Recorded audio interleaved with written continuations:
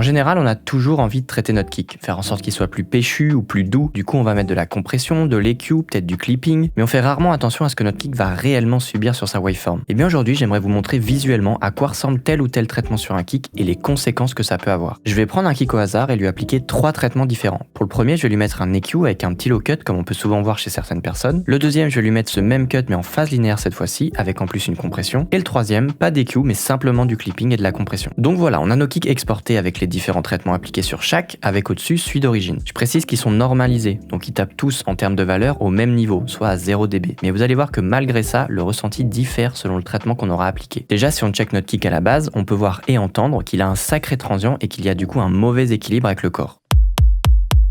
Si on passe sur notre premier exemple avec le low cut fait à environ 30 Hz, qu'est-ce qu'on constate tout de suite? C'est que la phase a été altérée. Donc déjà, il va sonner différent, mais surtout, si jamais on avait une bonne relation avec notre basse, et bah là, ce sera plus le cas. Et en soi, on n'a pas résolu le problème de notre transient surpuissant par rapport au corps, donc ici, en l'occurrence, ce traitement n'était pas vraiment nécessaire. Il va au contraire empirer les choses. On compare avec celui d'origine. Ensuite, on passe sur le kick traité avec le même low cut, mais cette fois-ci en phase linéaire, avec en plus une compression. On peut voir ici que le corps est sacrément remonté, mais parce que j'ai dû écraser le transient en mettant une attaque quasi instantanée avec un release très court, et encore, j'ai même pas touché au nid. Notre phase reste identique du coup, mais notre transient, on peut voir qu'il est légèrement altéré par le pré-ringing et par la compression assez hard qu'il a subi. On obtient déjà un meilleur résultat, mais ça va pas sonner très naturel, il y a mieux à faire. On compare avec avant.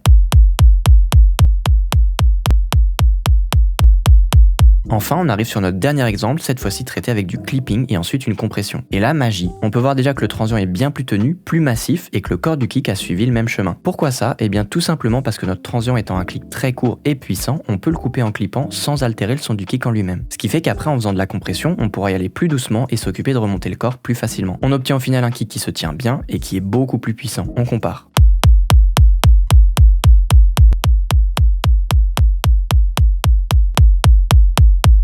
Évidemment, là j'ai pris un kick au pif et il est seul, pas en contexte d'un mix, parfois il suffira juste de le changer pour en prendre un autre, mais au moins de cette façon ça vous montre à quel point les traitements qu'on fait ont un impact majeur sur notre son. Ne faites pas un traitement juste pour faire un traitement ou en faisant un copier-coller d'une vidéo, prenez votre temps et écoutez.